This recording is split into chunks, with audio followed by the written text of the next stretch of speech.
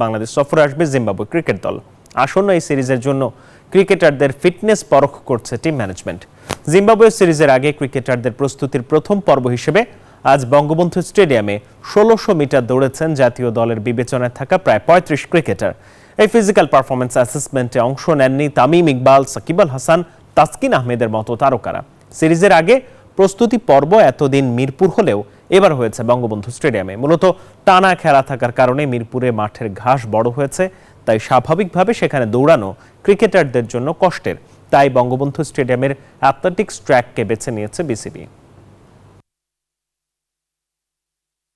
বেশ কয়েকটা সিরিজ গেছে, ডিপিএল গিয়েছে, বিপিএল গিয়েছে, তো এরপরে ওদের ফিটনেসের অবস্থা কি সেইটা জানার জন্য এখন এইটা জানার পরে আমরা আসলে প্লেয়ারদেরকে ইন্ডিভিজুয়াল কাকে কি কোন ফিটনেস ট্রেনিং করাইতে হবে, কতটুকু করাইতে হবে, এগুলো আমরা ফাইন্ড আউট করবো, তারপর ওদেরকে জানাই দেবো, ওইভাবে আমরা এক্সিকিউট করবো।